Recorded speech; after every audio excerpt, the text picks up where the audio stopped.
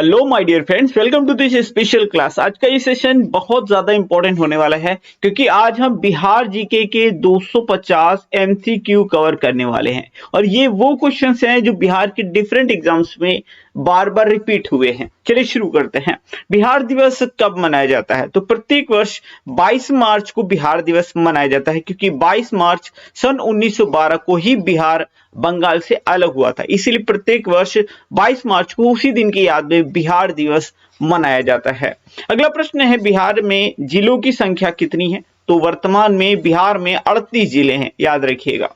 अगला प्रश्न है, बिहार राज्य की उत्तर से दक्षिण की अधिकतम सीमा कितनी है? उत्तर से दक्षिण मतलब इस तरह की, तो ये उत्तर से दक्षिण वाली सीमा कितनी है? तो ये है 245 किलोमीटर। याद रखिएगा, उत्तर से दक्षिण और पूर्व से पश्चिम आपको दोनों ही याद रखनी है। अगर पूर्व से पश्चिम पूछी जाएगी तो यह है 483 kilometre. Option number D correct होगा। प्रश्न नंबर 5 है, बिहार का नाम बिहार कैसे पड़ा था? तो भगवान महावीर की कर्मस्थली कारण या फिर बिहार में बौद्ध विहारों के अधिक संख्या में पाए जाने के कारण। सबसे ज्यादा उपयुक्त ऑप्शन बी लग रहा है क्योंकि यहाँ विहार से ही बिहार बना है, तो ये चीज याद रखिएगा।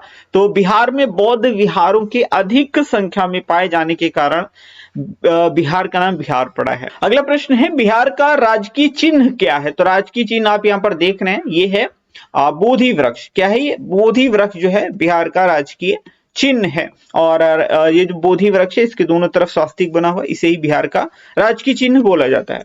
अगला प्रश्न है, प्रश्न नंबर 7, बिहार का राजकीय पक्षी क्या है? तो बिहार का राजकीय पक्षी जो है वो है गौरैया। क्या है? गौरैया जो है बिहार का राजकीय पक्षी है। प्रश्न नंबर 8, बिहार का राजकीय पशु क्या है? तो बैल जो है वो बिहार का राजकीय पशु है। बिहार के सर्वाधिक वर्षा वाला स्थान कौन सा है? तो किशनगंज में सबसे ज्यादा वर्षा होती है बिहार में।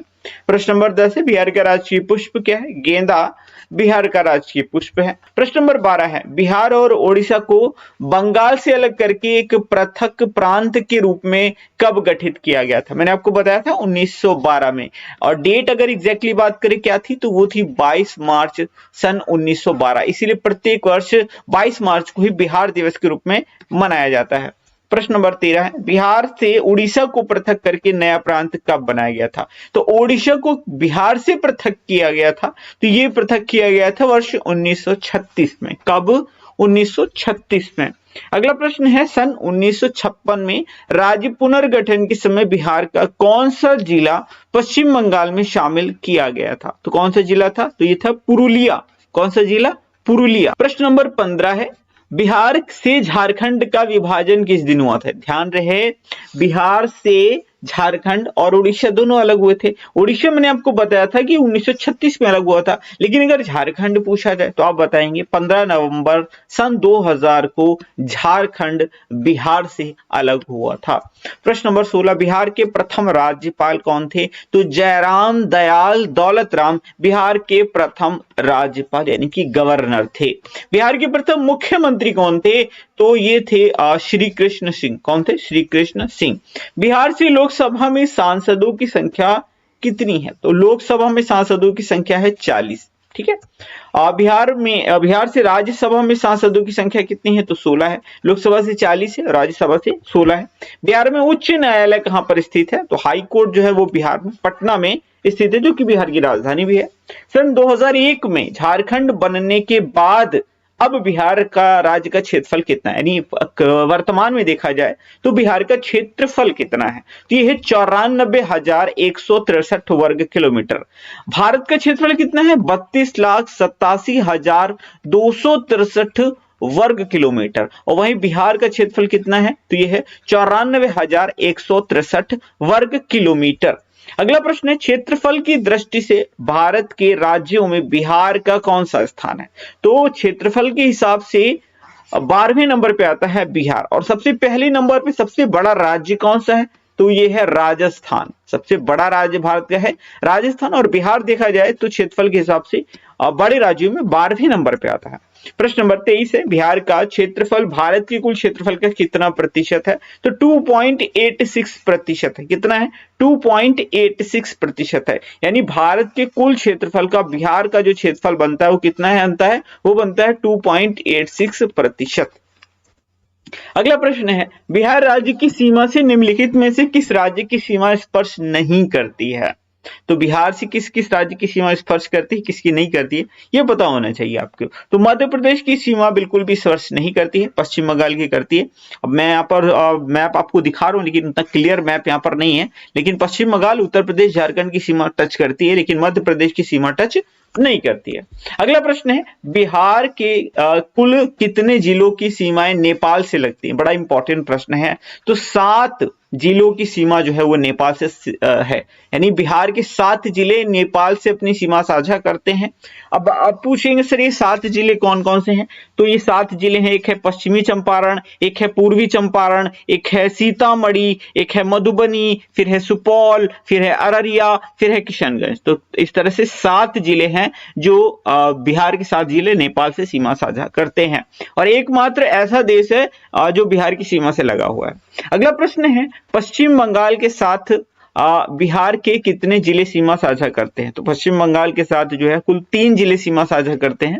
पश्चिम बंगाल यानी वेस्ट बंगाल जो कि बिहार का पड़ोसी राज्य है, और इसके 3 जिले सीमा साझा करते हैं। बिहार के 3 जिले पश्चिम बंगाल से सीमा साझा करते हैं। एक है किशनगंज, एक है पूर्णिया, और एक है कटिहार। कौन कौन सा? किशनगंज है, पूर्णिया है, और कटिहार है। अगला प्रश्न है, समुद्र तल से बिहार की ऊंचाई कितनी है? 173 फीट। कितनी है? 173 फीट है। बिहार की प्रथम राजभाषा हिंदी है, दूसरी कौन सी है? तो प्रथम राजभाषा हिंदी है, दूसरी राजभाषा उर्दू है बिहार की, याद रखिएगा उर्दू है। बिहार में कुल कितने प्रमंडल हैं? तो टोटल 9 प्रमंडल हैं बिहार में। प्रश्न नंबर 30 है, बिहार में वर्तमान में 38 जिले हैं। झारखंड राज्य बनने से पहले बिहार में कितने जिले थे? यानी अभी तो देख रहे हैं 38 है, लेकिन जब झारखंड भी बिहार का हिस्सा हुआ करता था उस वक्त कुल कितने जिले थे? 54 जिले थे। कितने जिले थे? 54 जिले थे।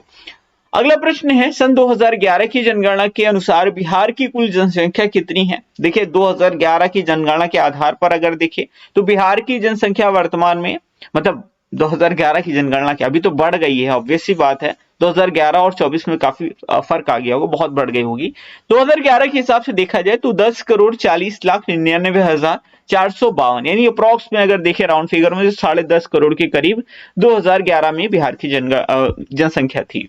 प्रश्न नंबर 32 है, बिहार में भारत की कुल जनसंख्या का कितना प्रतिशत निवास करता है? अब बिहार में वो भारत की कुल जनसंख्या का अगर देखा जाए तो 8.60% निवास करता है। कितना? 8.60%, यानी पूरे देश की 8.60% जनसंख्या बिहार में निवास करती है। जनसंख्या की दृष्टि से भारत में बिहार का कौन सा स्थान है? तो जनसंख्या के हिसाब से देखा जाए तो तीसरे स्थान पे आता है बिहार, यानी सबसे ज्यादा जनसंख्या कहां रहती है? तो उत्तर प्रदेश में। दूसरे नंबर पे सबसे ज्यादा जनसंख्या कहां रहती है? तो वो महाराष्ट्र में रहती है। और तीसरे नंबर पे आता है बिहार, यानी जनसंख्या के मामले में बिहार तीसरे नंबर पे आता है। और क्षेत्रफल के हिसाब से मैंने आपको बताया था 12वें नंबर पे आता है। माय डियर फ्रेंड्स, आगे बढ़ने से पहले आप लोगों के लिए एक इंपॉर्टेंट इंफॉर्मेशन है कि जीके के लिए हमारी स्टैटिक जीके की ई बुक लॉन्च हो चुकी है, साथ ही हमारी करंट अफेयर्स की ई बुक ऑलरेडी लॉन्च हो चुकी है। तो इन दोनों ई बुक्स को आप डाउनलोड कर सकते हैं। स्टैटिक जीके में आपको विश्व का भूगोल, भारत का भूगोल, भारत का इतिहास, भारत के संविधान, भारतीय अर्थव्यवस्था, सामान्य विज्ञान और कंप्यूटर जीके, यानी कंप्लीट जीके मिलने वाला है। और ये जो ई बुक है ना, ये आपके सभी कॉम्पिटिटिव एग्जाम्स के लिए एकदम रामबाण साबित होने वाली है। साथ ही आप करंट अफेयर्स की ई बुक्स भी डाउनलोड कर सकते हैं, दोनों के लिंक्स आपको डिस्क्रिप्शन बॉक्स में मिल जाएंगे। साथ ही हमारी साइंस की बुक है, उसका भी लिंक आपको डिस्क्रिप्शन बॉक्स में मिल जाएगा। ये सारी ई बुक्स आपके एग्जाम्स में आपको बेहतर स्कोर करने में यकीनन हेल्प करने वाली हैं। तो अभी डाउनलोड करें, सारे लिंक्स आपको डिस्क्रिप्शन बॉक्स में मिल जाएंगे। बढ़ते हैं आगे। प्रश्न नंबर 34 है, सन 2011 की जनगणना के अनुसार बिहार में नगरीय जनसंख्या के प्रतिशत कितना है? तो नगरीय जनसंख्या का प्रतिशत है 11.29%। ये सारे ही प्रश्न कई बार एग्जाम्स में रिपीट हुए हैं, आपको इन्हें ध्यान रखना है। 2011 की जनगणना के अनुसार बिहार में ग्रामीण जनसंख्या के प्रतिशत कितना है? तो ये है 88.71%। अब देखिए यहाँ पर मैंने आपको ग्रामीण बताई, अगर आपको एक याद हो गया, मतलब नगरी यहाँ पर बताई है, ग्रामीण यहाँ पर पता चल रही है। अब 100 में अब 11.29 घटाएंगे तो 88.71 ही तो आना है। और ये प्रश्न अलग अलग भी पूछे जा सकते हैं। प्रश्न नंबर 36 है, जनसंख्या घनत्व की दृष्टि से भारत के राज्यों में बिहार का कौन सा स्थान? अगर जन घनत्व के आधार पर देखे जाए तो बिहार पहले स्थान पे आता है। यानी प्रति वर्ग किलोमीटर में सबसे ज्यादा व्यक्ति पूरे भारत में देखा जाए सभी राज्यों में तो वो बिहार में ही निवास करते हैं। अब आप कहेंगे सर प्रति वर्ग किलोमीटर में कितने व्यक्ति निवास करते हैं, तो उसका जवाब मैं आपको अगले प्रश्न में दूंगा। 2011 की जनगणना के अनुसार बिहार का जनसंख्या घनत्व है कितना, तो यह 1106 व्यक्ति प्रति वर्ग किलोमीटर, यानी सिर्फ एक वर्ग किलोमीटर में ही 1106 व्यक्ति निवास करते हैं। और सबसे कम जनघनत्व किस राज्य का है, अगर गलती से पूछ ले तो आप बता देंगे अरुणाचल प्रदेश का। सबसे कम जनघनत्व किस राज्य का है, अरुणाचल प्रदेश का। मात्र 17 व्यक्ति प्रति वर्ग किलोमीटर निवास करते हैं अरुणाचल प्रदेश में। अगला प्रश्न है, बिहार में प्रति 1000 पुरुषों पर महिलाओं की संख्या कितनी है, या इसको ऐसे भी घुमा के पूछेंगे कि बिहार का लिंगानुपात कितना है, तो आप बताएंगे बिहार का लिंगानुपात 918 है। यानी प्रति 1000 पुरुषों पर महिलाओं की संख्या कितनी है, 918 है। 2011 की जनगणना के आधार पर बिहार का सर्वाधिक जन घनत्व वाला जिला कौन सा है। बिहार में ही 38 जिले हैं, सबसे ज्यादा जन घनत्व किस जिले का है, तो ये है शिवहर का। कहां का है, शिवहर जिले का है, जो कि बिहार का सबसे छोटा जिला है। अगला प्रश्न है, सन 2011 की जनगणना के अनुसार बिहार में कुल साक्षरता दर कितनी है, तो बिहार की ओवरऑल साक्षरता दर देखें तो यह 61.80% ये बिहार का साक्षरता दर है 2011 की जनगणना के आधार पर। साक्षरता की दृष्टि से भारत के राज्यों में बिहार का कौन सा स्थान है, 28वें स्थान पर है। यानी सभी राज्यों में अंतिम पायदान पर बिहार आता है साक्षरता की दृष्टि से। अगला प्रश्न है, बिहार में सर्वाधिक साक्षरता दर वाला जिला कौन सा है। अब 38 जिलों में, यानी बिहार के 38 जिलों में सर्वाधिक साक्षरता किस जिले में है, तो रोहतास जिले की जो साक्षरता दर है वो सर्वाधिक है। यहां पर 73.37% साक्षरता दर है। यानी प्रति 100 लोगों पर लगभग 73.37% लोग पढ़े लिखे हैं यहां पर, ठीक है। बिहार में न्यूनतम साक्षरता दर वाला जिला कौन सा है, मैंने आपको अधिकतम बता दिया रोहतास है। अगर निम्नतम में पूछा जाए तो पूर्णिया है। कौन सा जिला है, पूर्णिया जिला निम्नतम साक्षरता वाला जिला है। यहाँ की जो साक्षरता दर है 51.08% है। बिहार में सर्वाधिक लिंगानुपात वाला जिला कौन सा है, अब लिंगानुपात किस जिले का सबसे ज्यादा है, तो गोपालगंज का लिंगानुपात सबसे ज्यादा है। याद रखिएगा, इंपॉर्टेंट प्रश्न है। प्रश्न नंबर 45 लेंगे, बिहार की अर्थव्यवस्था का मुख्य आधार क्या है, कृषि। वर्तमान में अगर देखा जाए तो बिहार की अर्थव्यवस्था का मुख्य आधार है कृषि। बिहार का अभिशाप किस नदी को कहते हैं, कोसी नदी को। ये मार्ग बदलने में काफी ज्यादा एक्सपर्ट नदी है, तो इसको मार्ग बदलने वाली नदी भी बोलते हैं। कोसी नदी है, इसको बिहार का शोक कहते हैं, क्योंकि हर साल बिहार में बाढ़ का एक बहुत बड़ा कारण जो है वो कोसी नदी ही बनती है। अगला प्रश्न है, निम्नलिखित में से किस शहर को बिहार के इलेक्ट्रॉनिक नगरी बोलते हैं। हाजीपुर को इलेक्ट्रॉनिक नगरी बोलते हैं बिहार की। बिहार राज्य में कौन सा सिंचाई का साधन सर्वाधिक उपयोग में लाया जाता है, तो नहर, ठीक है। नहर से सर्वाधिक सिंचाई यहाँ पर होती है। लगभग 28% जो भूमि है वो नहरों से ही सिंचित है बिहार के अंदर। बिहार का सबसे बड़ा पशु मेला कौन सा है, सोनपुर पशु मेला। ऑप्शन नंबर सी यहाँ पर करेक्ट होगा, ये बिहार का सबसे बड़ा पशु मेला है। बिहार में कहाँ के मानसून से वर्षा होती है, ये प्रश्न बहुत ज्यादा इंपॉर्टेंट है। बंगाल की खाड़ी से। अब आप देखेंगे ना, बिहार में जो वर्षा होती है ना वो बंगाल की खाड़ी से जो मानसून आता है उससे वर्षा होती है, तो ऑप्शन नंबर सी यहाँ पर एकदम करेक्ट हो जाएगा। प्रश्न नंबर 51 है, बिहार राज्य का सर्वाधिक ऊंचा स्थान कौन सा है, तो कैमूर की पहाड़ियां, कैमूर की पहाड़ियां। प्रश्न नंबर 52 है, बिहार का सबसे गर्म स्थान कौन सा है, तो गा से गर्म, गा से गया, ठीक है। अगला प्रश्न है 53, वर्तमान में बिहार में विधानसभा सदस्यों की संख्या 243 है। कितनी है, 243 है। लोकसभा मैंने आपको बताया था 40 है, राज्यसभा मैंने आपको बता दिया था 16 है, और विधानसभा सीटों की संख्या कितनी है, 243 है। सारी क्वेश्चंस आपको एकदम याद होने चाहिए, क्वेश्चन कहीं से भी पूछा जा सकता है। प्रश्न नंबर 54 है, वर्तमान में बिहार में विधान परिषद सदस्यों की संख्या कितनी है, तो विधान परिषद सदस्यों की संख्या है 75। देखिए विधान परिषद जो है भारत के केवल 6 राज्यों में है, उत्तर प्रदेश, बिहार, ठीक है, उत्तर प्रदेश, बिहार। इसके अलावा आप देखेंगे महाराष्ट्र, और कर्नाटक, महाराष्ट्र और कर्नाटक, इसके अलावा आप देखेंगे आंध्र प्रदेश और फिर तेलंगाना। ठीक है, तो 6 राज्यों में ही केवल विधान परिषद है और बिहार उनमें से एक है, याद रखिएगा। अगला प्रश्न है, वर्तमान में बिहार में राज्यसभा सदस्यों की संख्या कितनी? 16। आई थिंक ये क्वेश्चन मैं आपको बता चुका हूं ना, ये दोबारा से रिपीट हो गया। अगला प्रश्न है, बिहार की जलवायु कैसी है? तो बिहार की जलवायु है मानसूनी जलवायु। प्रश्न नंबर 57 है, बिहार की प्रथम रेलवे लाइन का निर्माण किस स्थान के मध्य हुआ था? तो ये मुगल सराय से कलकत्ता के बीच में हुआ था। कहां? मुगल सराय से कलकत्ता के बीच में। बिहार से जुड़ने वाले राष्ट्रीय राजमार्ग यानी ग्रांड ट्रंक रोड का निर्माण किसने करवाया था? अब ग्रांड ट्रंक रोड, इसको जीटी रोड भी बोलते हैं, इसको शेरशाह सूरी ने बनवाया था। अगला प्रश्न है, बिहार की राजकीय मछली कौन सी है? मांगुर मछली। कौन सी? मांगुर मछली बिहार की राजकीय मछली है। अगला प्रश्न है, बिहार में निम्नलिखित में से किस महान व्यक्ति का जन्म नहीं हुआ था? मतलब बिहार में किसका जन्म नहीं हुआ था? तो महात्मा गांधी का जन्म जो है वो बिहार में नहीं हुआ था, जबकि हमारे प्रथम राष्ट्रपति राजेंद्र प्रसाद जी, इनका जन्म भी बिहार में हुआ था। और गुरु गोविंद सिंह जो कि हमारे सिख गुरु हैं, इनका भी जन्म हुआ था। और भगवान महावीर, इनका जन्म भी बिहार में हुआ था। ठीक है, लेकिन महात्मा गांधी का जन्म बिहार में नहीं, गुजरात में हुआ था, याद रखिएगा, इंपॉर्टेंट है। अगला प्रश्न ले लेते हैं 61, बिहार में सर्वप्रथम पटना नगर निगम की स्थापना किस वर्ष हुई थी? तो पटना नगर निगम की स्थापना वर्ष 1952 में हुई थी। कब हुई थी? 1952 में हुई थी। तो पटना नगर निगम की स्थापना 15 अगस्त 1952, एग्जैक्टली अगर मैं आपको बताऊं 15 अगस्त 1952 को हुई थी। अगला प्रश्न लेते हैं, वैदिक काल में बिहार का प्राचीन नाम क्या था? तो ये थोड़ा सा डिफिकल्ट क्वेश्चन है, इसका नाम था प्राच्य। क्या? प्राच्य, जिसका अर्थ होता है पूर्व देश। क्या होता है? पूर्व देश, प्राच्य।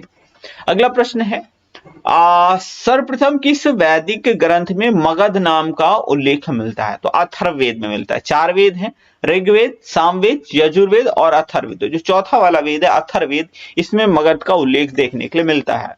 मगध महाजनपद की राजधानी क्या थी? राजगृह।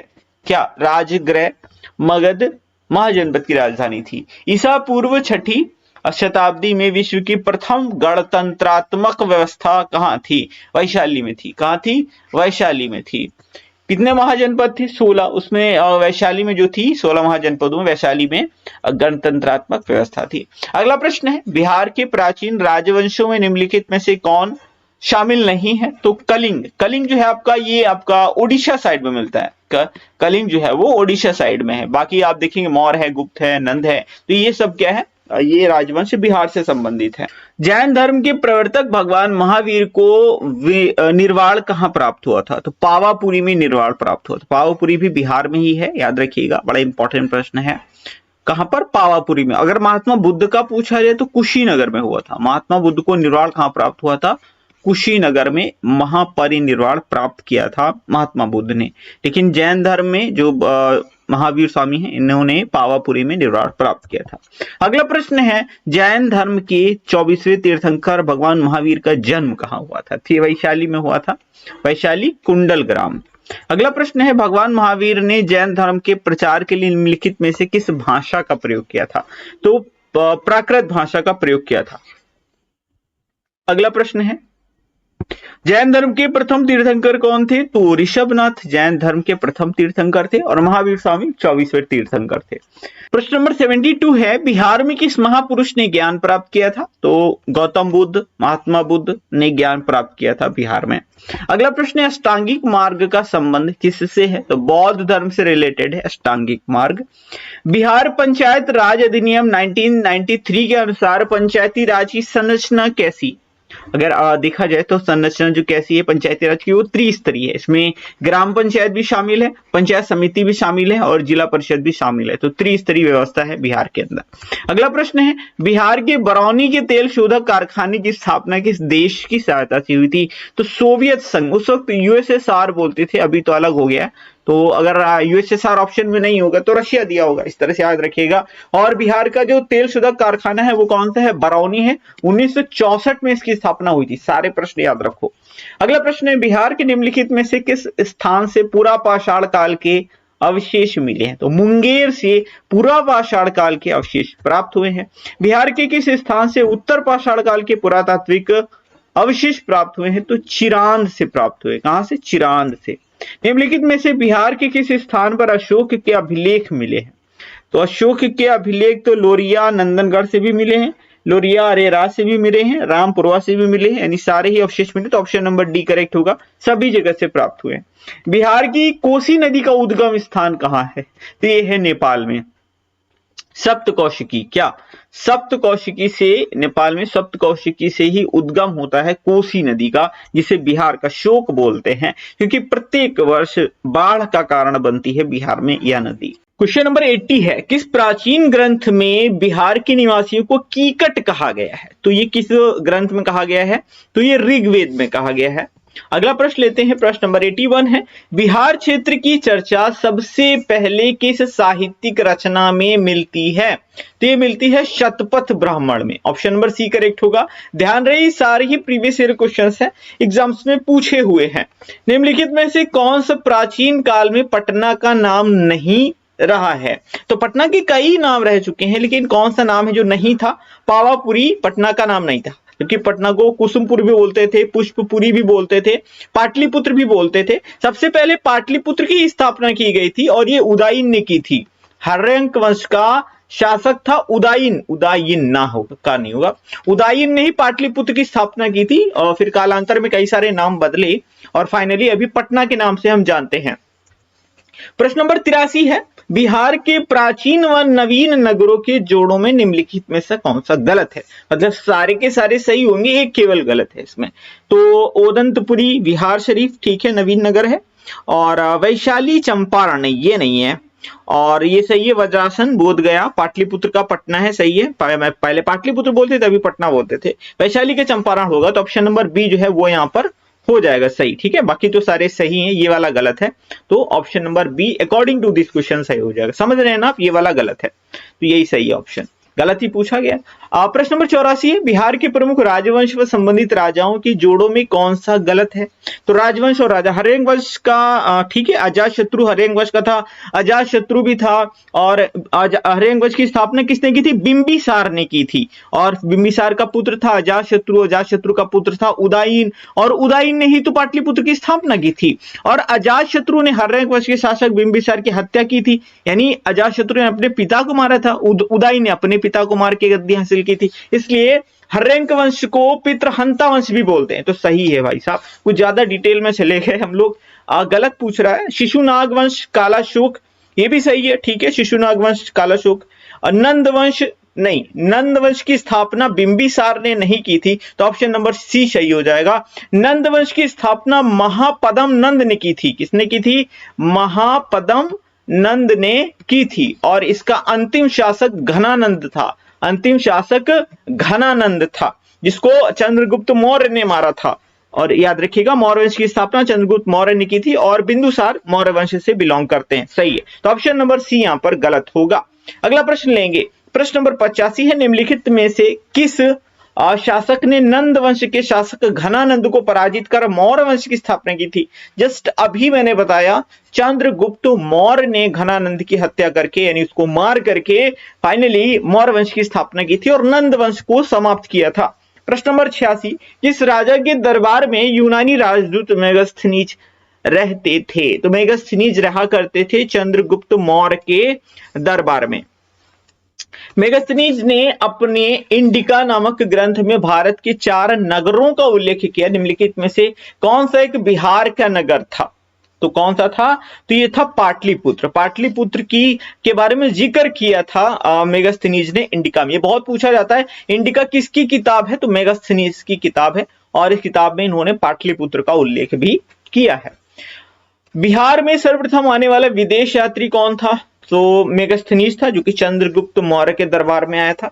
अगला प्रश्न है, बिहार में प्रथम बौद्ध संगीति का आयोजन कहाँ किया गया था?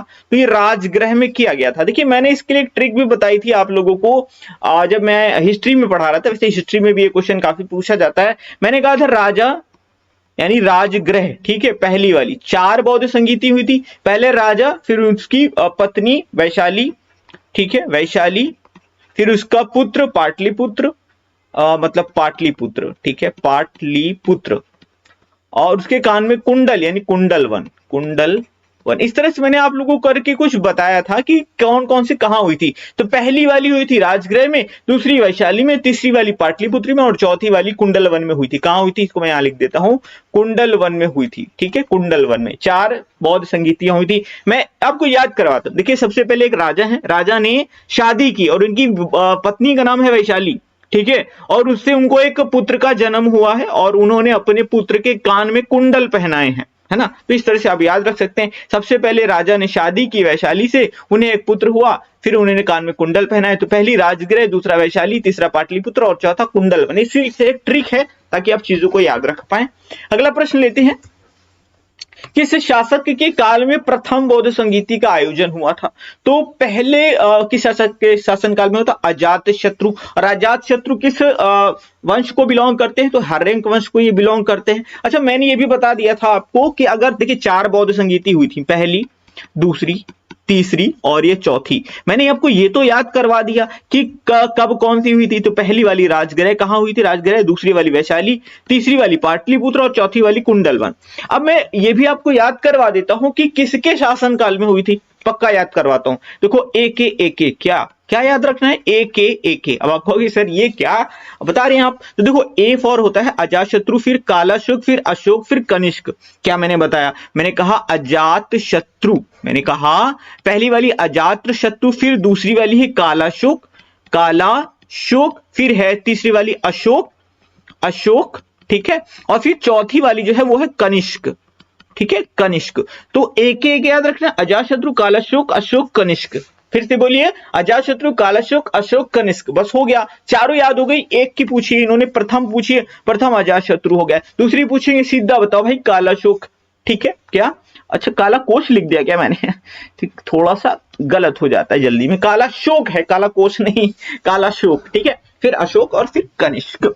अगला प्रश्न लेते हैं, वैशाली में द्वितीय बौद्ध संगीत का आयोजन कब हुआ था? तो ये 483 ईसा पूर्व में हुई थी। वैसे लिटरली मैं बताऊं भाई, सन नहीं पूछा जाता, रेयरली सन पूछा जाता है, इसलिए सन आपको इतना ज्यादा ध्यान देने की जरूरत नहीं, कभी कभार पूछ लेता है। तो अब ये दूसरी वाली याद रखिएगा, 383 में हुई थी, ठीक है। अगला प्रश्न लेते हैं, किस शासक के काल में वैशाली में द्वितीय बौद्ध संगीति का आयोजन हुआ था? अभी मैंने आपको याद, अच्छा शासक पूछ रहे हैं, ठीक है। एक मैंने आपको याद करवाया था। तो ये थे अजातशत्रु, फिर कालाशोक, फिर अशोक, फिर कनिष्क। तो दूसरी वाली में कौन आ रहे हैं? कालाशोक। तो Kalashoka option number C correct हो जाएगा। अब आप देखेंगे कितनी आसानी से आपको सारी याद हो चुकी है, कहां हुई है, किसके शासनकाल में हुई है, ये भी चीज आपको याद हो चुकी है। अगला प्रश्न है, वैशाली में आयोजित द्वितीय बौद्ध संगीति की अध्यक्षता किसने की थी? तो ये की थी सुबुकामी भी इनको बोलते हैं, इनको सवाकामी भी कभी कभी लिखा हुआ मिलता है, तो कोई इशू नहीं है। तो ऑप्शन नंबर सी यहां पर करेक्ट हो जाएगा। देखिए सबसे पहली, देखिए मैंने आपको बौद्ध संगीति में कुछ खास चीजें आपको याद रखनी होती हैं। सबसे पहली 4 हुई है, ध्यान से सुन लो एक बार और मैं फिर से आपको रिकॉल करवा देता हूं। कुछ और चीजें भी याद करवाऊंगी कि इसकी अध्यक्षता किसने की थी। पहली वाली हुई कहां थी, दूसरी वाली हुई कहां, तीसरी वाली हुई कहां, चौथी वाली कहां हुई? मैंने आपको याद करवा दिया, राजा की पत्नी वैशाली, उनका पुत्र पाटलिपुत्र, चौथ फिर उनके कान में कुंडल वन हो गया। फिर कहां मतलब इसकी किस शासक के शासनकाल में हुई थी? एक मैंने इस तरह से याद करवाया। अब इनकी अध्यक्षता भी किसने की थी ये भी आपको पता होना चाहिए। तो सबसे पहली जो हुई थी वो किसकी शासन मतलब किसकी अध्यक्षता में हुई थी? तो उसके अध्यक्ष थे महाकश्यप। कौन थे? महाकश्यप।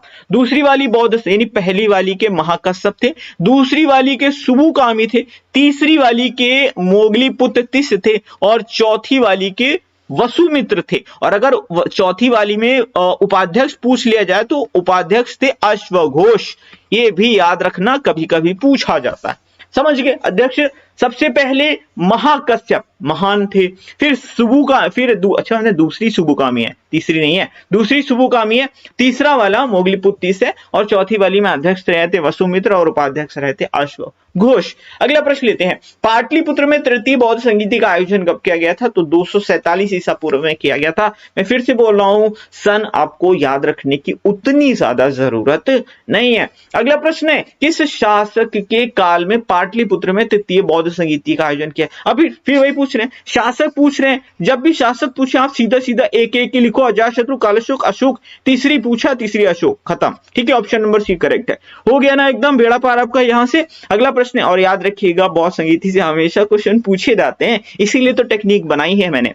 अशोक के काल में पाटलिपुत्र में आयोजित तृतीय बौद्ध संगीति की अध्यक्षता किस महान बौद्ध विद्वान ने की थी? मोगलीपुत्र तिस्य ने की थी। पहली वाली महाकश्यप ने की थी, है ना, पहली वाली महाकश्यप ने की थी, दूसरी वाली सुबुकामी ने की थी, और तीसरी वाली की अध्यक्षता मोगलीपुत्र तिस्य ने की थी। याद कैसे रखोगे? देखो मोगलीपुत्र में गा आता है, क्या आता है? गा, और का खा गा, तीसरे नंबर पे गा आता है ना। अगर लिखोगे वर्णमाला में का खा गा, तो गा आता है तीसरे नंबर पे, जो कि इसी में आता है, मोगलीपुत्र तिस्य में। तो इस तरह से तीसरी वाली हुई थी। देखिए मैंने ऐसे याद रखा है, पहली सबसे पहली महान थे तो महाकश्यप, दूसरी सुबुकामी हो गया, तीसरी वाली याद रख ली, तीसरी में गा आता है, तीसरा वर्ण गा होता है का वर्ग में, तो इसलिए मैंने याद रख ली मोगलीपुत्र तिस्य में गा आता है, तो ये तीसरी वाली होगी। और चौथी वाली में वसुमित्र में हुई थी। ठीक है, सीधी सी बात है।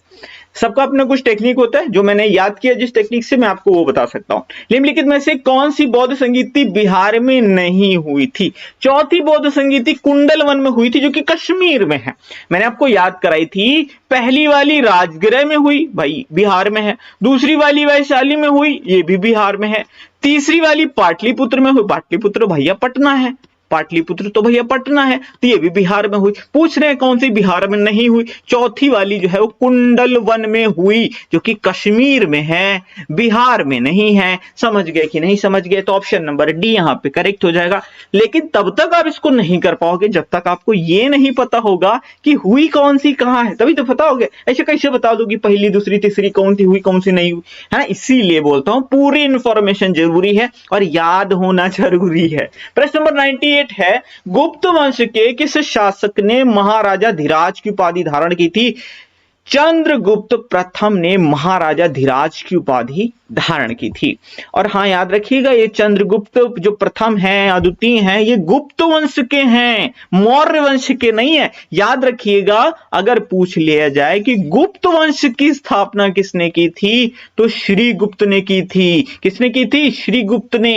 यहां पर मौर्य वंश की स्थापना पूछेंगे तब आपको चंद्रगुप्त मौर्य बताना है, लेकिन गुप्त वंश की स्थापना श्रीगुप्त ने की थी। और आप समुद्रगुप्त हो या चंद्रगुप्त प्रथम हो, स्कंदगुप्त हो या कुमारगुप्त हो या चंद्रगुप्त द्वितीय हो, ये सारे के सारे वंशज जो हैं वो गुप्त वंश के हैं, इनका मौर्य वंश से कोई लेना देना नहीं है।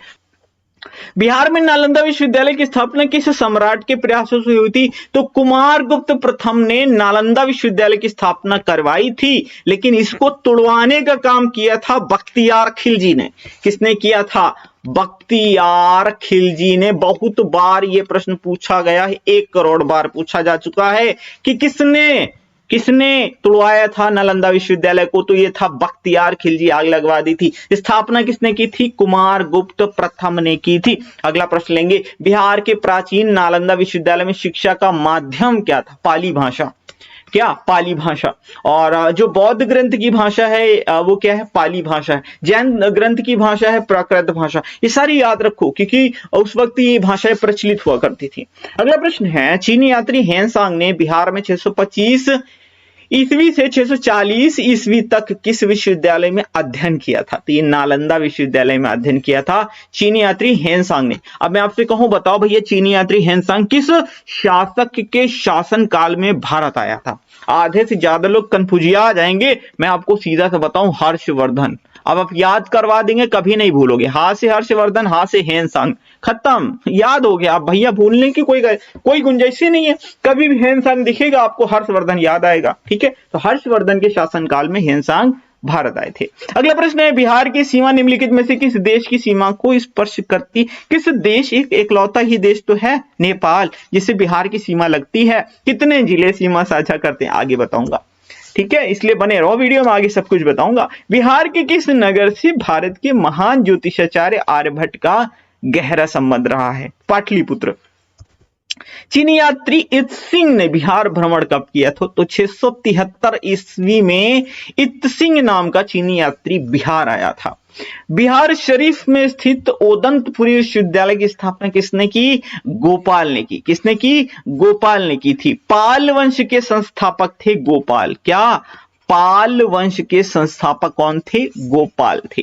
अगला प्रश्न है, विक्रमशिला विश्वविद्यालय की स्थापना का श्रेय किस शासक को है? धर्मपाल को। ये याद रखिएगा, ये बहुत बहुत बहुत ज्यादा इंपॉर्टेंट क्वेश्चन है, ये बहुत ही ज्यादा इंपॉर्टेंट है, बहुत बार एग्जाम में पूछा गया है। विक्रमशिला विश्वविद्यालय की स्थापना का श्रेय धर्मपाल को जाता है। अगला प्रश्न है, बिहार में निम्नलिखित में से किस स्थान पर विक्रमशिला विश्वविद्यालय अवस्थित है? भागलपुर में। कहां है? भागलपुर में है। पाल वंश के बाद बिहार पर 12वीं सदी में किस वंश के आधिपत्य के प्रमाण मिलते हैं? तो गहड़वाल। ध्यान रहे, बिहार की बात हो रही है तो ये गहड़वाल वंश के प्रमाण मिलते हैं बिहार में। अगला प्रश्न है, 12वीं सदी के प्रथम दशक में किसके राज्यकाल में बिहार में एक शक्तिशाली राज्य की नींव रखी गई थी? तो मदन पाल के। प्रमुख राजवंश एवं उनसे संबंधित राजाओं सुल्तानों के जोड़ों में से कोई एक जोड़ा गलत है, तो गलत कौन सा है? तो दास वंश यानी गुलाम वंश की बात हो रही है, ठीक है, इल्तुतमिश से रिलेटेड है।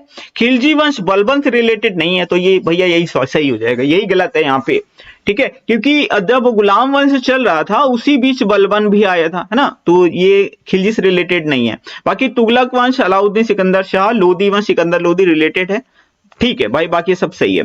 अगला प्रश्न है, बिहार में खिलजी वंश के समय कुछ सिक्के किस स्थान से मिले हैं? मतलब सिक्के वगैरह मिले हैं खिलजी वंश के, तो ये कहां से मिले हैं? तो ये मिले हैं शाहपुर से। कहां से मिले हैं? शाहपुर से मिले हैं। किस सुल्तान ने दरभंगा का नाम बदल करके तुगलकपुर रखा था? मोहम्मद बिन तुगलक ने। इसको पागल शासक के नाम से भी जाना जाता था। क्या? इसको पागल शासक के नाम से जाना जाता था, मोहम्मद बिन तुगलक को। अगला प्रश्न है, तुगलक काल में बिहार की राजधानी क्या थी? तो ये थी बिहार शरीफ। क्या थी? बिहार शरीफ। विदेशी यात्री इब्न बतूता किसके शासनकाल में भारत आया था? तो मोहम्मद बिन तुगलक के शासनकाल में आया था। 1333 ईस्वी में भारत आया था। और अगर पूछा जाए इब्न बतूता किस देश का नागरिक था, मतलब किस देश से आया था, तो ये मोरक्को से आया था। याद रखिएगा, जितने भी प्रश्न मैं आपको एक्स्ट्रा में बता रहा हूं ये सारे ही प्रश्न एग्जाम्स में पूछे गए हैं कि इब्न बतूता कहां का निवासी था, आप बताओ, मोरक्को का। कब आया? 1333, ये भी प्रश्न पूछा गया है अनंत एग्जामों में, मतलब बहुत बार बहुत सारे एग्जाम पूछा। मैं सिर्फ बिहार एग्जाम की बात नहीं कर रहा हूं, ये एक हिस्ट्री का भी क्वेश्चन है, रिलेटेड है बिहार से, इसलिए प्रश्न यहां पर दिया गया है। बिहार के नालंदा विश्वविद्यालय को नष्ट करने वाला कौन सा शासक था? बताया है अभी इसी वीडियो में, मैंने बताया है, बख्तियार खिलजी, ठीक है। अगला प्रश्न है, इब्राहिम लोदी के काल में बिहार का सूबेदार कौन था जिसने सुल्तान के विरुद्ध विद्रोह किया था? तो ये थे दरिया खां नुहानी। कौन था? दरिया खां नुहानी। किसके शासनकाल में बिहार में नुहानी वंश का उदय हुआ? तो सिकंदर लोदी। सिकंदर लोदी के शासनकाल में नुहानी वंश का उदय हुआ था। दरिया खां नुहानी को बिहार का शासक किस काल में बनाया गया था? ये थोड़ा डिफिकल्ट क्वेश्चन है, अगर आप इनको याद नहीं रख पा रहे हैं तो कोई दिक्कत नहीं है, छोड़ दीजिएगा। मध्यकाल के किस शासक के शासनकाल में बिहार का समूचा उत्तर भारत में राजनीतिक प्रभाव था? तो शेर शाह सूरी के समय की बात है, ठीक है। शेर शाह को शेर खां की उपाधि किस सुल्तान ने दी थी? तो बहार खां लोहानी ने दी थी। किसने? बहार खां लोहानी ने। अच्छा, ये कहा जाता है शेर शाह सूरी के को मतलब शेर खान की उपाधि क्यों दी गई थी? देखिए, जो शेर खान था, इनके पिताजी आई थिंक सेना में ही वर्क करते थे, और एक बार मतलब राजा के ऊपर किसी शेर ने अटैक कर दिया था, तो शेर शाह थे, इन्होंने मतलब ये उस वक्त रहे थे करीब 14-16 साल के, इन्होंने तलवार के एक झटके से ही शेर की गर्दन अलग कर दी थी, मतलब अपने शासक को बचाने के लिए। तब से इनको शेर खां की उपाधि दे दी थी वहां के शासक ने, और शेर शाह काफी बहादुर था इस मामले में, इसीलिए इनको शेर शाह भी बाद में बोला जाने लगा। अगला प्रश्न है, बिहार के किस नगर में शेर शाह सूरी का मकबरा स्थित है? बिहार में है सासाराम में। ये भी प्रश्न बहुत बार एग्जाम में पूछा गया कि शेर शाह का मकबरा कहां है? तो सासाराम में है। शेर शाह सूरी की मस्जिद बिहार में कहां है? पटना में है। कहां है? पटना में है। शेर शाह सूरी के पिता हसन सूर का मकबरा, जिसे सूखा मकबरा भी कहा जाता है, ये कहां पर है? तो ये रोहतासगढ़ में है। कहां है? रोहतासगढ़ में। बिहार के किस स्थान पर जून 1939 में शेर शाह का हुमायूं से युद्ध हुआ था? चौसा का युद्ध हुआ था। कब हुआ था? 1939 में। फिर कन्नौज का युद्ध भी हुआ था उसके बाद, है ना। लेकिन हर बार शेरशाह सूरी ने हुमायूं को परास्त किया था। लेकिन जो फाइनली 1555 में युद्ध हुआ था, सरहिंद का युद्ध, उसमें जो है ये हुमायूं फिर से जीत गए थे और गद्दी पर आ गया था। तो ये चीज याद रखना है। लेकिन अनफॉर्चुनेटली उसी साल, मतलब एक ही साल रहा होगा, फिर इनकी डेथ भी हो गई थी शेरे मंडल से गिर करके, मतलब सीढ़ियों से गिर करके। ये सारी स्टोरी आई थिंक आप लोगों को पता ही होगी, क्योंकि आप लोग हिस्ट्री भी पढ़ते हो, इसलिए मैं बहुत ज्यादा डीप में नहीं जाऊंगा। किस वर्ष शेरशाह सूरी ने पटना को राजधानी बनाया था? ये इंपॉर्टेंट हो सकता है, ये ईयर आप जरूर याद रखिएगा। 1541 में पाटलिपुत्र को मतलब राजधानी बताया था, पटना को राजधानी बनाया था शेरशाह सूरी ने। निम्नलिखित में से किस शासक ने पाटलिपुत्र का नाम बदलकर पटना रखा था? ये बड़ा इंपॉर्टेंट है। शेरशाह सूरी। देखिए मैंने आपको बताया था कि अगर पाटलिपुत्र की बात हो रही है तो पाटलिपुत्र की स्थापना किसने की थी? उदयन ने की थी। हर्यक वंश का शासक था उदयन, तब से इसका नाम पाटलिपुत्र था। बीच में और नाम बदले बदले होंगे, लेकिन पाटलिपुत्र का फाइनली पटना जो नाम बदला था वो शेरशाह सूरी ने बदला था। निम्नलिखित में से बिहार में अंतिम अफगान सुल्तान कौन था? दाऊद खां करारानी। ठीक है, अगला प्रश्न लेते हैं। प्रशासन के क्षेत्र में शेरशाह सूरी को अकबर का पूर्वगामी क्यों कहा जाता है? ये क्यों कहा जाता है? उसकी प्रशासकीय नीति को अकबर ने अपनाया था। ठीक है, क्योंकि देखिए मैंने आपको बताया शेरशाह सूरी जो था, इसने हुमायूं से कई सारे युद्ध किए थे, लेकिन हर बार ये हुमायूं से जीता था। लेकिन और उसके बाद तो इसकी मृत्यु ही हो गई थी। लेकिन उसके बाद जब हुमायूं मरे थे तो उसके बाद अकबर ही तो आए थे, और अकबर ने जो वहां पे शेरशाह की जो नीतियां थी उनको काफी फॉलो भी किया था। इसीलिए शेरशाह सूरी को अकबर का पूर्वगामी बोलते हैं, अकबर से पहले का। तो उसकी प्रशासकीय नीतियों को अकबर ने भी अपनाया था। अगला प्रश्न है, किस मुगल सम्राट ने सर्वप्रथम बिहार को अपने राज्य में मिलाया था? अकबर ने। ठीक है, औरंगजेब ने जब सत्ता संभाली तो बिहार का सूबेदार किसे नियुक्त किया था? दाऊद खां कुरैशी। बड़ा इंपॉर्टेंट प्रश्न है, याद रखिएगा। औरंगजेब के समय पटना का नाम बदल करके क्या रखा गया था? अजीमाबाद। ठीक है, औरंगजेब के समय की बात है, अजीमाबाद रख दिया गया था। किस ईरानी यात्री ने 1619 में बिहार की यात्रा की थी? तो सादिक ने की थी, मोहम्मद सादिक ने की थी 1619 में। ठीक है, पटना में गुरु गोविंद सिंह का जन्म किस वर्ष हुआ था? तो ये 1666 में हुआ था। अगला प्रश्न है, किस वर्ष बिहार में अंग्रेजों ने पहली फैक्ट्री लगाई थी? तो ये लगाई थी 1658 में। 1658 में।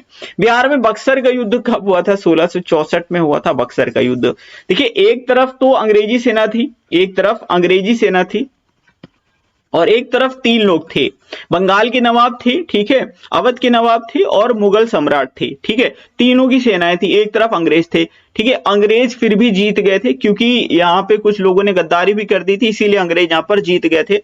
और अंग्रेजी सेना का नेतृत्व किसने किया था बक्सर के युद्ध में? ये बहुत पूछा जाता है, याद रखना, हेक्टर मुनरो। किसने नेतृत्व किया था? Hector Munro. अब एक चीज मैंने आपको यहां पर यह बताई है कि बंगाल के नवाब थे, अवध के नवाब थे, और उस वक्त मुगल सम्राट थे। अब आपको यह बताना है उस वक्त बंगाल के नवाब कौन थे, बिहार के बंगाल के नवाब कौन थे, अवध के नवाब कौन थे, और उस वक्त मुगल सम्राट कौन थे जो दिल्ली पर शासन कर रहे थे। उनके नाम आपको बताने हैं, मैंने आपको हिस्ट्री की वीडियो में कई बार बताया है। अगला प्रश्न है, निम्नलिखित में से किस युद्ध के बाद ईस्ट इंडिया कंपनी को बिहार, बंगाल व उड़ीसा में दीवानी का अधिकार प्राप्त हो गया था? तो बक्सर के युद्ध के बाद ही ये परिणाम निकले थे कि ईस्ट इंडिया कंपनी और ज्यादा पावरफुल हो गई थी, बिहार, बंगाल व उड़ीसा में दीवानी का अधिकार भी इनको प्राप्त हो गया था। संधि कौन सी हुई थी? संधि हुई थी कौन सी? 1765 में इलाहाबाद की संधि हुई थी, क्योंकि 64 में युद्ध खत्म हुआ था और उसके एवज में 1765 में इलाहाबाद की संधि हुई थी। अगला प्रश्न है, किस एक्ट के माध्यम से बिहार परिषद को समाप्त कर एक प्रांतीय सभा का गठन किया गया था? तो ये रेगुलेटिंग एक्ट 1773 था। ऑप्शन नंबर ए करेक्ट हो जाएगा। बिहार में वहाबी आंदोलन का प्रारंभ हुआ था, तो ये 1821 में। अगला प्रश्न है, बिहार में गो हत्या रोकने के लिए गोरक्षणी सभाओं की स्थापना कब हुई थी? तो ये 1820 में हुई थी। निम्नलिखित में से कौन सा बिहार के जनजाति विद्रोह है? तो मुंडा भी है, कोल भी है, संथाली भी, सारे ही। ऑप्शन नंबर डी करेक्ट हो जाएगा। निम्नलिखित में से कौन सा विद्रोह बिहार में सर्वप्रथम हुआ था? कोल विद्रोह बिहार में सर्वप्रथम हुआ था। 144 है, बिहार के जनजाति विद्रोह में कौन सा विद्रोह बिरसा मुंडा के नेतृत्व में हुआ था? तो मुंडा विद्रोह। कौन सा? मुंडा विद्रोह। अगला प्रश्न है, सन 1857 का विद्रोह का नेतृत्व बिहार में किस महायोद्धा ने किया था? तो ये किया था कुंवर सिंह ने। बड़ा इंपॉर्टेंट प्रश्न है, बहुत पूछा जाता है। सन 1857 के स्वतंत्रता सेनानी कुंवर सिंह का जन्म स्थल बिहार में कहां है? ये रहा अच्छा क्वेश्चन, जगदीशपुर में। बहुत इंपॉर्टेंट है। बिहार में 1857 के विद्रोह की शुरुआत कब हुई थी? अब देखा, ऐसे क्वेश्चन आ गए ना, दिमाग झंझना आ जाएगा। तो 12 जून 1857 को बिहार में 1857 की क्रांति के विद्रोह की शुरुआत हुई थी। थोड़ा डिफिकल्ट नहीं, थोड़ा नहीं, बहुत ज्यादा डिफिकल्ट क्वेश्चन रहा ये। अगला प्रश्न है, बिहार में 1857 के विद्रोह की शुरुआत कहां से हुई थी? अब लो, ऐसे भी क्वेश्चन आएंगे तो आपको बताना है रोहिणी देवघर। कहां से हुई थी? रोहिणी देवघर से हुई थी। अगला प्रश्न है, 1857 के विद्रोह में बिहार के कौन से जमींदार ने अंग्रेजों के विरुद्ध युद्ध किया था? तो ये थे कुंवर सिंह। ठीक है, इन्होंने ही तो नेतृत्व किया था बिहार में। अगला प्रश्न है, 1857 के विद्रोह की पटना में शुरुआत किसके नेतृत्व में हुई थी? तो पीर अली के नेतृत्व में हुई थी। ये डिफिकल्ट क्वेश्चन है। बिहार के विभिन्न नगरों में 1857 के विद्रोह के विस्फोट का सही क्रम निम्नलिखित में से क्या? ऐसा क्वेश्चन आ गया ना भैया, छोड़ देना, मैं तो सीधी सी बात बोलता हूं। फिलहाल मैं आपको इसका आंसर बताऊंगा। रोहिणी में सबसे पहले शुरू हुआ था, फिर पटना, फिर मुजफ्फरनगर, फिर जगदीशपुर में हुआ था। ठीक है, तो ऑप्शन नंबर सी करेक्ट हो जाएगा। बिहार प्रादेशिक सम्मेलन का प्रथम अधिवेशन पटना में कब हुआ था? 1908 में हुआ था। मुजफ्फरपुर बम कांड में लिप्त किस क्रांतिकारी को 1908 में अलीपुर सेंट्रल जेल में फांसी की सजा दी गई थी? तो ये खुदीराम बोस को दी गई थी। प्रश्न नंबर 154 है, बिहार में छात्र परिषद की स्थापना किसके प्रयासों से हुई थी? तो प्रथम राष्ट्रपति डॉक्टर राजेंद्र प्रसाद के प्रयासों से हुई थी। अगला प्रश्न है, भारतीय राष्ट्रीय कांग्रेस की स्थापना 1885 से लेकर देश की आजादी तक कांग्रेस के कुल कितने अधिवेशन बिहार में हुए थे? 3 अधिवेशन हुए थे। अब आप कहेंगे सर अधिवेशन कौन कौन से हुए थे, ये तो बता दीजिए, आगे बताएंगे। अगला प्रश्न है, सन 1912 में बिहार के किस अधिवेशन पर किस स्थान पर भारतीय राष्ट्रीय कांग्रेस का अधिवेशन हुआ था? यानी 1912 में हुआ था कहां? पटना, बांकीपुर में हुआ था। याद रखिएगा, 1912 में कांग्रेस का एक अधिवेशन हुआ था पटना में। 3 अधिवेशन हुए थे टोटल, पटना में, बांकीपुर में हुआ था। भारतीय राष्ट्रीय कांग्रेस की बांकीपुर अधिवेशन की अध्यक्षता किसने की थी? R.N. मुधोलकर ने। किसने की थी? R.N. मुधोलकर ने की थी। तो ऑप्शन नंबर ए यहां पर करेक्ट हो जाएगा। बिहार को पृथक राज्य के रूप में मान्यता दिलाने में किस राजनेता का सक्रिय योगदान रहा था? सच्चिदानंद सिन्हा का। प्रश्न नंबर 159 है, 1913 में पटना में अनुशीलन समिति की एक शाखा को स्थापित करने का श्रेय किसे प्राप्त है? तो ये शचीन्द्र सान्याल को प्राप्त है। अगला प्रश्न है, बिहार में होम रूल लीग की स्थापना 1916 में कहां हुई थी? पटना में। ठीक है, और होम रूल लीग का जो कॉन्सेप्ट था ये कहां से लिया गया था? आयरलैंड से। ठीक है, और होम रूल लीग की शुरुआत किसने की थी? तो इसका जो क्रेडिट है वो एनी बेसेंट को जाता है ना। अगला प्रश्न है, बिहार में होम रूल लीग का प्रथम अध्यक्ष कौन था? तो ये थे मौलाना मजहरुल हक। बिहार का निम्नलिखित में से कौन सा सर्वाधिक लोकप्रिय सत्याग्रह है? तो चंपारण। कब हुआ था भैया? 1917 में। बिहार से ही गांधी जी ने अपने राजनीतिक कैरियर की शुरुआत की थी, आप ये समझ लो, भारत के अंदर। ठीक है, तो 1917 में हुआ था चंपारण सत्याग्रह, गांधी जी ने इसको लीड किया था। महात्मा गांधी को चंपारण आने का निमंत्रण किसने दिया था? ये डिफिकल्ट भी है और ये बहुत बार प्रश्न पूछा गया है, इसलिए जितने स्टार मार्क लगा पाओ लगा लो। तो ये है राम कुमार शुक्ल ने ही बिहार के चंपारण की समस्याओं से गांधी जी को अवगत कराया था। दरअसल ये तिनकठिया पद्धति के विरोध में गांधी जी ने चंपारण आंदोलन चलाया था। अब आप पूछेंगे कि बहुत सारे लोग कि इनको नहीं पता होगा तिनकठिया पद्धति क्या है। तिनकठिया पद्धति ये थी, प्रणाली थी, जो अंग्रेज थे जो वो किसानों से जबरदस्ती नील की खेती करवाते थे। मतलब कहते थे 3/20 भाग पे आपको हर हाल में नील की खेती करनी होगी, और जबरदस्ती करवाते थे। किसान परेशान क्यों थे? क्योंकि उनको कम पैसा मिलता था। ठीक है, उनको सही दाम नहीं मिलता था। दूसरी चीज, जहां नील की खेती कर दो वहां वो जो जमीन होती थी वो अनुपजाऊ होती चली जाती थी, इसलिए किसान परेशान थे। और इसीलिए गांधी जी को बुलाया गया कि इस कुव्यवस्था से हमको निजात दिलाई जाए। तो गांधी जी ने चंपारण सत्याग्रह शुरू किया था और जीत हासिल की थी। अगला प्रश्न है 164 महात्मा गांधी का बिहार में पहली बार आगमन कब हुआ था? चंपारण सत्याग्रह 10 अप्रैल 1917। ठीक है। अगला प्रश्न है बिहार में स्वराज दल का गठन किस वर्ष हुआ था? 1923 में। ठीक है। अगला प्रश्न है बिहार स्वराज दल के अध्यक्ष कौन थे? नारायण प्रसाद। कौन थे? नारायण प्रसाद। सदाकत आश्रम जिसकी स्थापना 1912 में मजहरुल हक द्वारा की गई थी, निम्नलिखित में से कौन अपने पद से अवकाश ग्रहण करने के उपरांत रहा करते थे? मतलब सदाकत आश्रम की स्थापना हुई थी 1912 में। इस आश्रम की स्थापना किसने की थी? मजहरुल हक ने। तो इनमें से कौन वो व्यक्ति है जो इस आश्रम में जब इनका रिटायरमेंट हो गया था मतलब तो यहां पर रहा करते थे? तो ये थे डॉक्टर राजेंद्र प्रसाद। ठीक है। अगला प्रश्न है सन 1922 में भारतीय राष्ट्रीय कांग्रेस के गया अधिवेशन की अध्यक्षता किसने की थी? तो चितरंजन दास ने की थी। सीआर दास बोलते हैं। अभी एक मैंने आपको 1912 वाला, बांकीपुर, पटना वाला बता दिया। 3 अधिवेशन होने थे, 3 अधिवेशन हुए ना, वो मैंने आपको बताया था, तीनों बताऊंगा आगे। तो एक मैंने आपको 1912 बांकीपुर पटना बता दिया, दूसरा वाला 1922 में हुआ है। ठीक है। ये कहां हुआ है? गया में हुआ है। इसकी अध्यक्षता किसने की है? इस चितरंजन दास ने की है। अभी एक तीसरा बचा हुआ है, वो भी कहीं ना कहीं मिलेगा। पटना युवक संघ की स्थापना किस वर्ष हुई थी? 1927 में हुई थी। ऑप्शन नंबर सी यहां पर करेक्ट हो जाएगा। बिहार युवक संघ की स्थापना किस वर्ष हुई थी? तो 1928 में हुई थी। ठीक है। ये है पटना युवक संघ और ये है बिहार युवक संघ। अगला प्रश्न है सन 1930 में बिहार में नमक सत्याग्रह सर्वप्रथम किन 2 जिलों में प्रारंभ हुआ था? चंपारण और सारण में। चंपारण और सारण में। अगला प्रश्न है बिहार में पटना में नमक सत्याग्रह किस दिन शुरू हुआ था? 16 अप्रैल सन 1930 को। प्रश्न नंबर 173 है पटना में अप्रैल 1930 में नमक सत्याग्रह का नेतृत्व किस नेता ने किया था? तो अंबिका कांत सिंह ने किया था। ये पटना की बात हो रही है। ठीक है। अगला प्रश्न है मुंगेर में अप्रैल 1930 के नमक सत्याग्रह का नेतृत्व किस नेता ने किया था? तो श्री कृष्ण सिंह ने किया था। ऑप्शन नंबर ए करेक्ट है। बिहार के निम्नलिखित में से किस जिले में बॉक्साइट उपलब्ध है? बॉक्साइट मिलता है मुंगेर में। मुंगेर में बॉक्साइट मिलता है। अगला प्रश्न है बिहार सोशलिस्ट पार्टी के अध्यक्ष कौन थे? तो ये आचार्य नरेंद्र देव थे। प्रश्न नंबर 177 है बिहार में नंगी हड़ताल का आंदोलन किस जेल से प्रारंभ हुआ था? तो ये छपरा जेल से प्रारंभ हुआ था। अब आप कहेंगे सर ये नंगी हड़ताल क्या है? देखिए ये उस वक्त की बात है जब क्रांतिकारियों को जेलों में बंद किया गया था और उस वक्त स्वदेशी आंदोलन काफी ज्यादा चलाया जा रहा था, मतलब स्वदेशी चीजों को प्रमोट करने के लिए।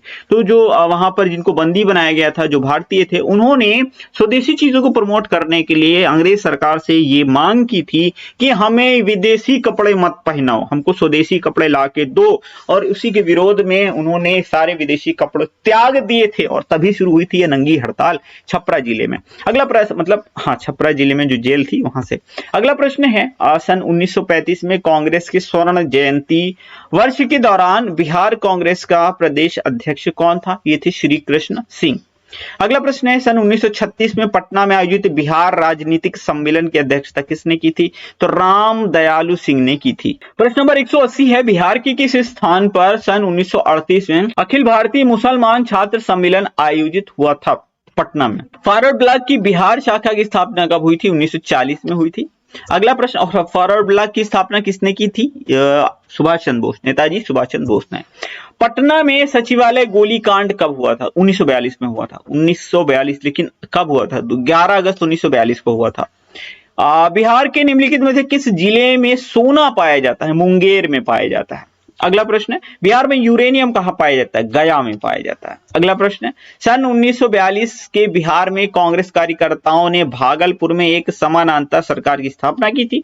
निम्नलिखित में से किसने सरकार का नेतृत्व किया था? तो सियाराम सिंह ने किया था।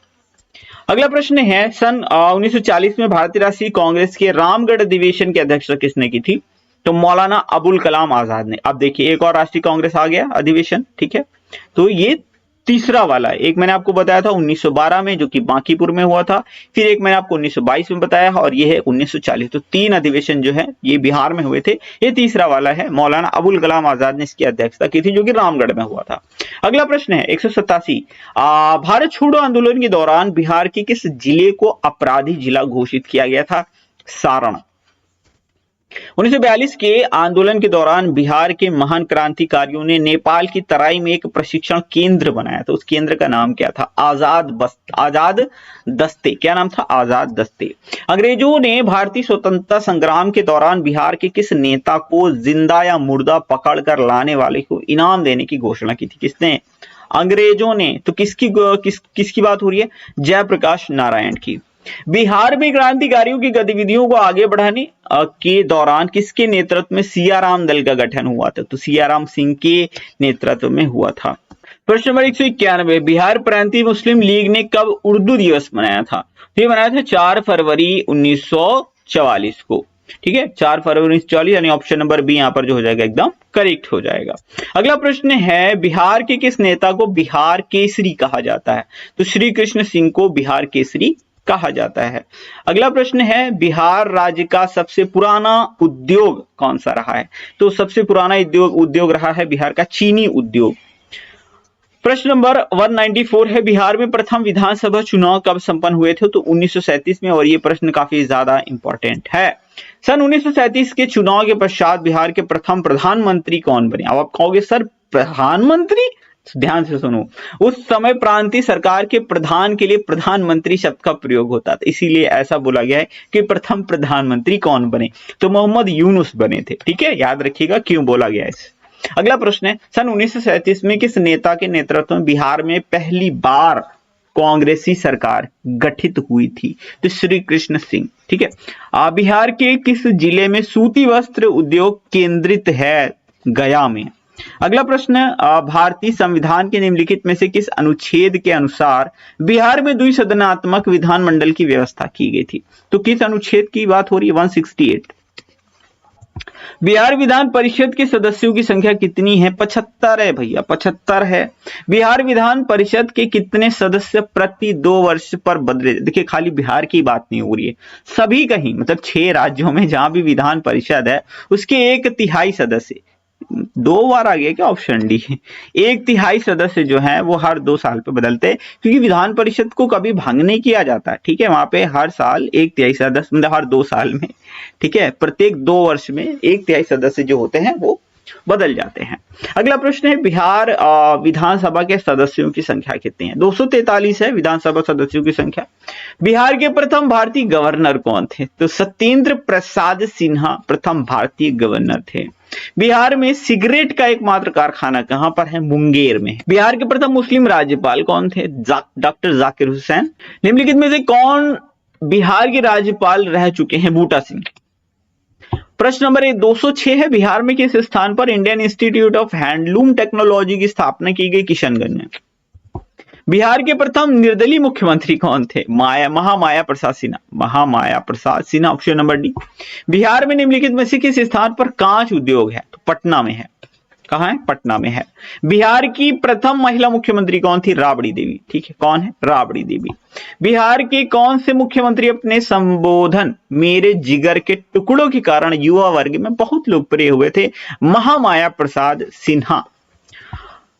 प्रश्न नंबर 211, बिहार के निम्नलिखित में से कौन से मुख्यमंत्री अपनी सख्त प्रशासनिक छवि के कारण धोती कुर्ता से आईएएस कहे जाते थे? चंद्रशेखर सिंह। ठीक है। प्रश्न नंबर 212 है, बिहार के निम्नलिखित में से किस स्थान पर ऊनी कालीन बनाए जाते हैं? तो दाऊदनगर में। अगला प्रश्न है, बिहार के निम्नलिखित में से किस स्थान पर प्लाईवुड उद्योग स्थित है? हाजीपुर में। कहां? हाजीपुर में। लालू प्रसाद यादव बिहार के मुख्यमंत्री सबसे पहले कब बने थे? 1990 की बात है ये, 10 मार्च सन 1990 में। बिहार में इंडियन ऑयल रिफाइनरी कहां अवस्थित है? यह है बरौनी में। कहां है? बरौनी, बेगूसराय में है। 1964 में स्थापना हुई थी बरौनी रिफाइनरी की। बिहार में सबसे लंबी अवधि तक के मुख्यमंत्री रहे हैं श्री कृष्ण सिंह। अगला प्रश्न, निम्नलिखित में से कौन बिहार के मुख्यमंत्री रह चुके हैं? दीप नारायण। ठीक है, कौन? दीप नारायण सिंह जो है वो बिहार के मुख्यमंत्री रह चुके हैं। अगला प्रश्न है, निम्नलिखित में से किस जिले में बिहार स्टेट स्कूटर्स लिमिटेड की स्थापना की गई है? तो फतुहा में की गई है, पटना में। अब्दुल गफूर बिहार के मुख्यमंत्री कब? देखिए, ये क्वेश्चन भैया कुछ हार्ड है, लेकिन अब क्या ही बताएं, ऐसे क्वेश्चन हैं तो मैं आपको दे रहा हूं। वैसे ऐसे क्वेश्चन आपको याद नहीं करने, छोड़ देने चाहिए मेरे हिसाब से, वरना इतना ज्यादा डिटेल में आप जाके नहीं याद रख सकते। सारे मुख्यमंत्री आपको याद रखने होंगे। हाँ, अगर आप मतलब पीसीएस लेवल की प्रिपरेशन कर रहे हैं तो आपको करना पड़ेगा। वरना आप इनको छोड़ सकते हैं। बिहार के निम्नलिखित में से कौन से मुख्यमंत्री विधान परिषद के सभापति भी रह चुके हैं? ये इजी क्वेश्चन है, आप इनको याद कर लीजिए, ऐसे क्वेश्चन पूछे भी जाते हैं। सर्वप्रथम बिहार में किसके मुख्यमंत्रित्व काल में राष्ट्रपति शासन लागू हुआ था? तो ये थे भोला पासवान शास्त्री। बिहार विधान परिषद के प्रथम सभापति कौन थे? राजीव रंजन प्रसाद सिन्हा थे, सिंह, ठीक है, राजीव रंजन प्रसाद सिंह। बिहार विधान परिषद का सर्वोच्च पदाधिकारी क्या कहलाता है? सभापति कहलाता है। क्या कहलाता है? सभापति कहलाता है। अगला प्रश्न है, बिहार विधान परिषद के कुल 75 सदस्यों में से कितने सदस्य जो है विधानसभा द्वारा निर्वाचित होते हैं? 1/3 सदस्य जो है विधान सभा द्वारा निर्वाचित होते हैं। राज्यपाल विधानसभा में कितने आंग्ल भारतीय सदस्य मनोनीत कर सकता है? 1, ठीक है, मनोनीत की बात हो रही है। और विधान परिषद में कितने सदस्यों को मनोनीत करता है? तो जितनी भी संख्या होगी उसका 1/6 राज्यपाल मनोनीत करते हैं। अगला प्रश्न है, बिहार राज्य खादी ग्रामोद्योग बोर्ड की स्थापना किस वर्ष हुई थी? 1956 में हुई थी। बिहार राज्य की नई औद्योगिक नीति को मंजूरी कब दी गई थी? 2003 में दी गई थी। प्रश्न नंबर 229 है, बिहार के किस नगर में Bihar state small industries development corporation limited की स्थापना की गई है? तो पटना में की गई है, ठीक है। वर्तमान मुख्यमंत्री कौन है? अरे ये तो प्रश्न मुझे बताने की जरूरत तो है नहीं, ठीक है। अगला प्रश्न लेते हैं, बिहार विधानसभा के प्रथम अध्यक्ष कौन थे? राम दयालु सिंह थे। तो ऑप्शन नंबर यहां पर हो जाएगा ए, ठीक है। 232 है, भारतीय संविधान के किस अनुच्छेद के तहत बिहार में विधानसभा का गठन हुआ? तो भैया खाली बिहार की बात नहीं हो रही, विधानसभा की गठन ही मतलब इस अनुच्छेद के अंतर्गत होता है। तो बिहार शब्द ना भी लगाओ तो चलेगा, किसी भी स्टेट में जो है विधानसभा का गठन अनुच्छेद 170 के अंतर्गत ही होता है। बिहार राज्य चीनी निगम की स्थापना कब हुई थी? तो ये 1974 में हुई थी। कुछ क्वेश्चन इंपॉर्टेंट हैं ये सन वाले भी।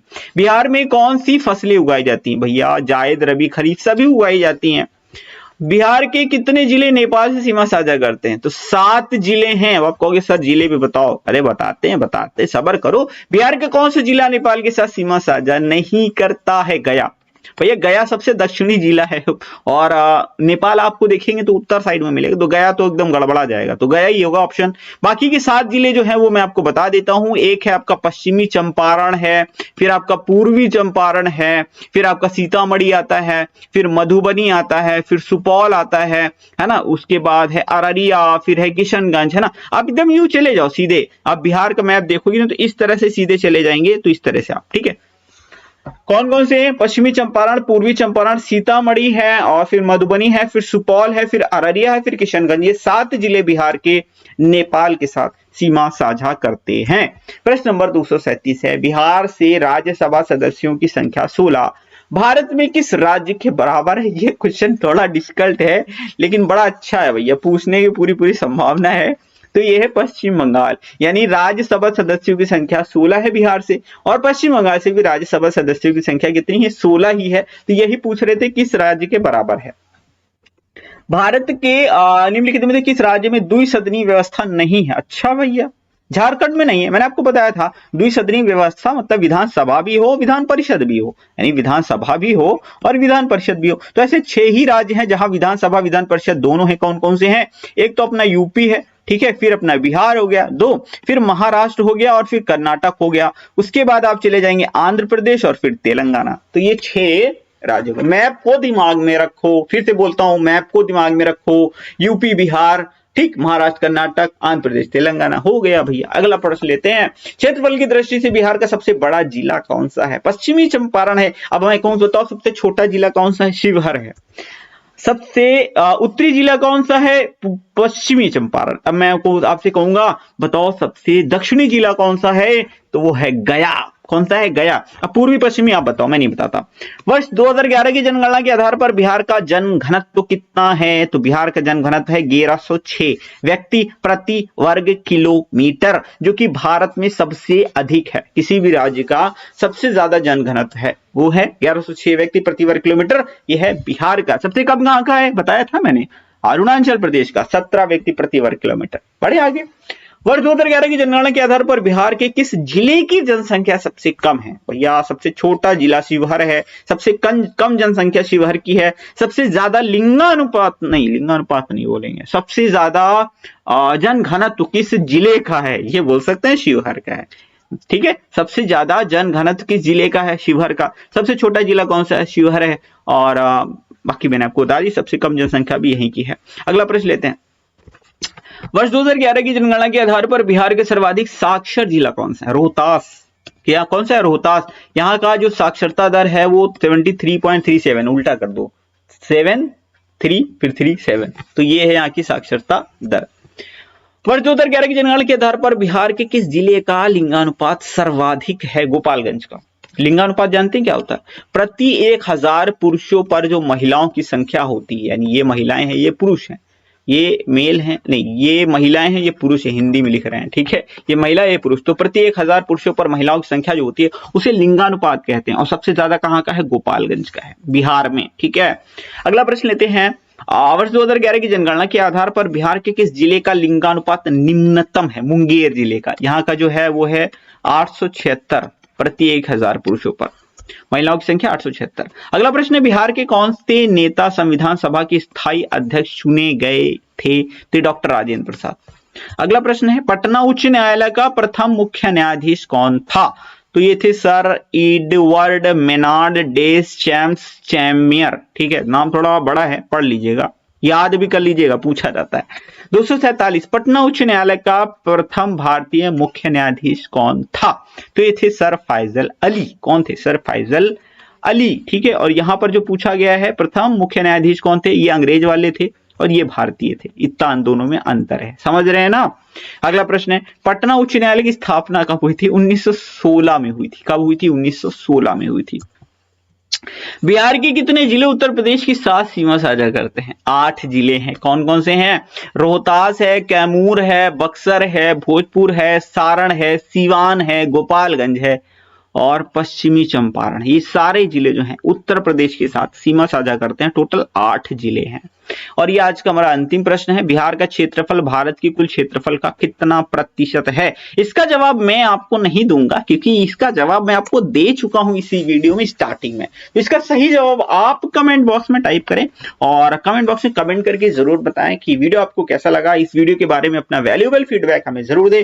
किसी क्वेश्चन में अगर मुझसे कोई भी गलती हो तो कृपया अपना जो सुझाव है वो कमेंट बॉक्स में टाइप करें, क्योंकि मैं यूपी से बिलोंग करता हूं और मैंने बिहार जीके पढ़ा है, तो उसी के बेस पर मैंने ये सारी चीजें बनाई। ऑलरेडी मैं बिहार का एग्जाम भी दे चुका हूं। ठीक है, उम्मीद करता हूं वीडियो पसंद आएगा। लाइक शेयर सब्सक्राइब कर दीजिएगा। मिलते हैं अगली वीडियो में। Thank you for watching.